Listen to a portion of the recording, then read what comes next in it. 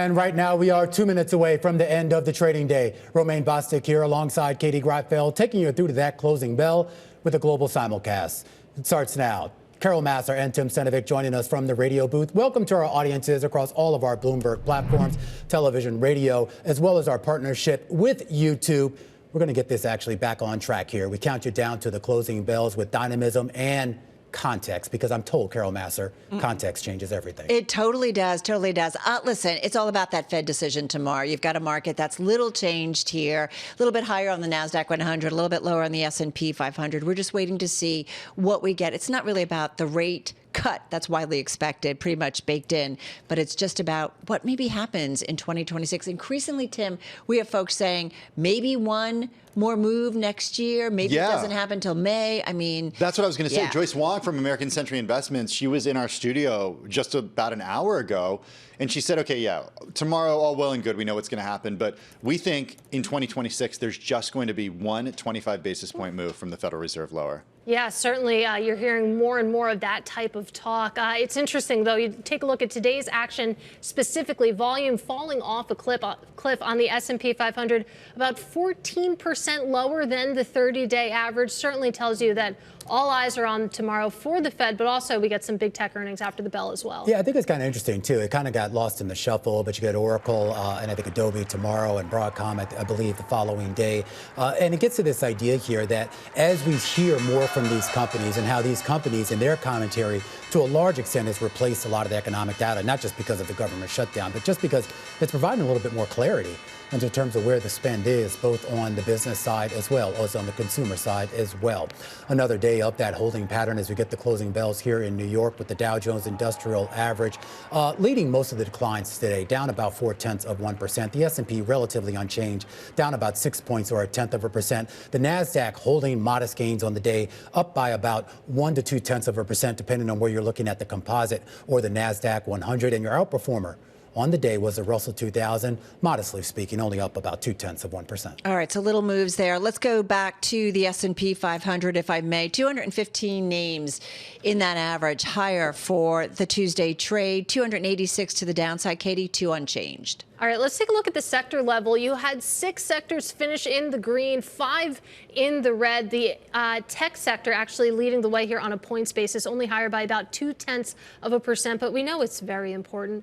Energy, in terms of percent, was your biggest gainer on the sector level, consumer staples. Then you take a look at what didn't do too hot today. Healthcare bringing up the rear, that sector down about 1%.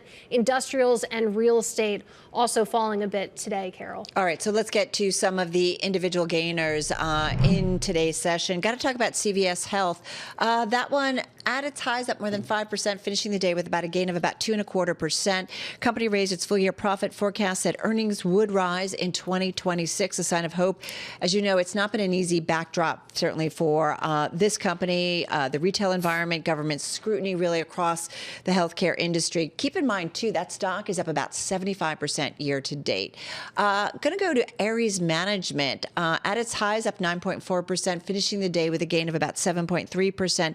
This after the S&P Dow Jones Indices said the stock will replace Kellanova in the S&P 500. That's effective December 11th. You know what happens? All those index fund managers are going to have to buy it. And so you saw investors certainly moving into that name.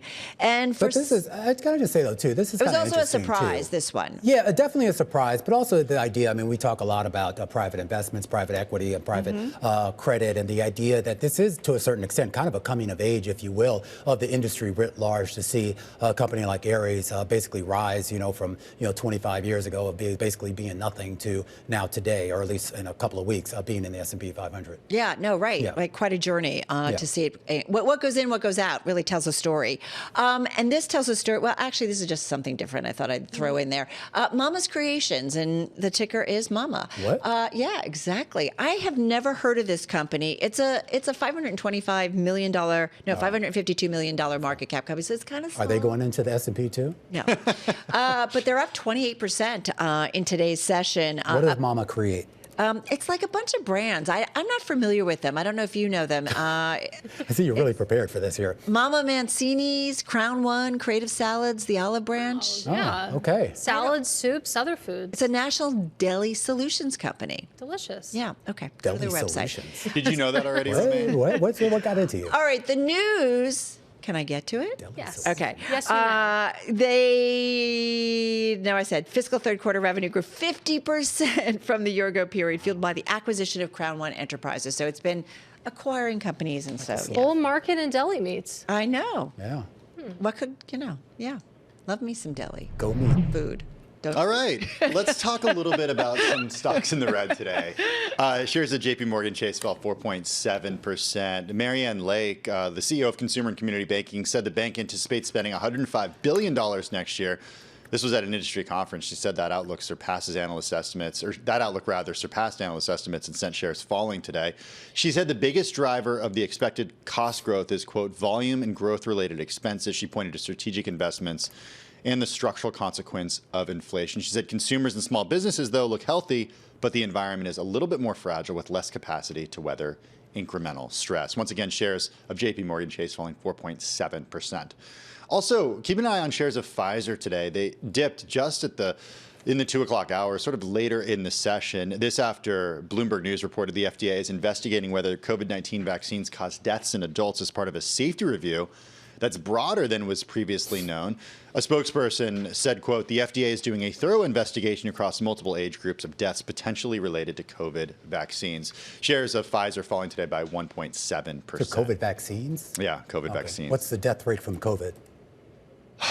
Wow. The story does say that scientists, I'm going to get the wording wrong here, but you know what I'm going to say, Romaine, like it's widely considered to be a safe and effective vaccine. So I hope so. I got a COVID shot a couple weeks ago. yeah, but look, investors certainly concerned. We also saw shares of Moderna dip and BioNTech dip as soon as that news broke. Yeah. Finally, GoGo, ticker GoGo US. This is the in-flight Wi-Fi provider. Yeah. Have they finally gotten that to work better? No, they haven't. Oh. Well, maybe. I think the thing that investors are concerned about is that Starlink is going to replace GoGo on some flights, specifically some NetJets planes. Have you guys been on a plane with Starlink? I was on a United flight recently. I was just telling Carol. Yeah. It was game-changing, completely different than any other in-flight Wi-Fi experience I've experienced. Yeah, I've not been on one. It's but amazing. But I've heard everyone. You can actually used get your it. work done. Basically, just says it said nothing bad about it. And, Yeah.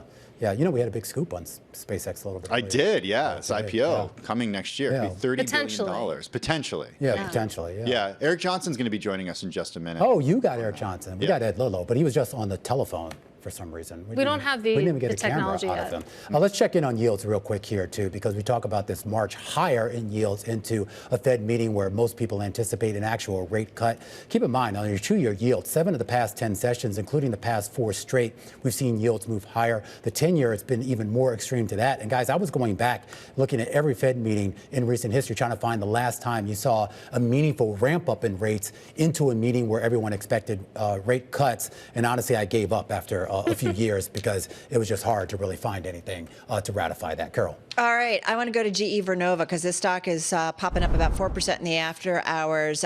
We mentioned boosting a buyback to $10 billion from $6 billion and doubling its dividend to 50 cents. But here's what maybe has caught investors' attention as well. The company, getting into the outlook, sees 2026 revenue $41 billion to $42 billion. The estimate on the street is $41.54 billion. It also sees 2026 adjusted free cash flow of $4.5 billion to $5 billion. That's way above the street estimate of $3.02 billion, and still sees fiscal year revenue at the high end of $36 to $37 billion.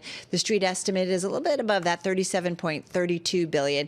And I got through that, all of that. So anyway, that stock's up about 4.3%. So yeah, moving in the aftermarket, guys. Let's take a look at Cracker Barrel. Totally different story. Shares falling off a cliff right now, down about 13%, reporting that first quarter revenue came in light, just under $800 million. The expectation had been for a hair over $800 million. Then you take a look at some of their comp sales here. First quarter restaurant comp sales declining 4.7%. 4%. The estimate had been for a decline of about 4%.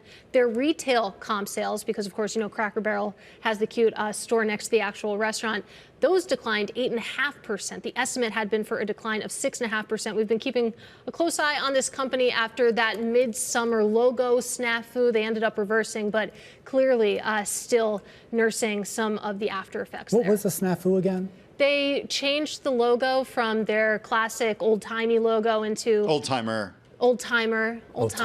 Thank you. But Yeah, that's what his name is, the Old-timer. The Old-timer. Right? I'm sorry. And they got rid of him? If he's listening, yes, they got rid of him. They planned a little revamp there. It did not go over well. And you take a look at the year-to-date chart of shares, you can see exactly when they made that decision. And interestingly, the reversal hasn't stopped the decline, and it's certainly extending in the after hours right now. So And they that's just because had, of the logo, not because of anything else. That is the understanding. so they just had the barrel, right? They got rid of the old timer. They got rid of the man, the old and they just timer. had a logo. I mean, just had a barrel, right? I don't think yeah. The criticism was that they Yeah. took, the personality out of it. Oh. Okay. But Just it's a all right. logo. I'm just going to do something briefly on Dave & Buster's. It's lower in the after hours, down by about 5.8%. Comp sales were down 4%. Third quarter loss per share coming in at $1.22.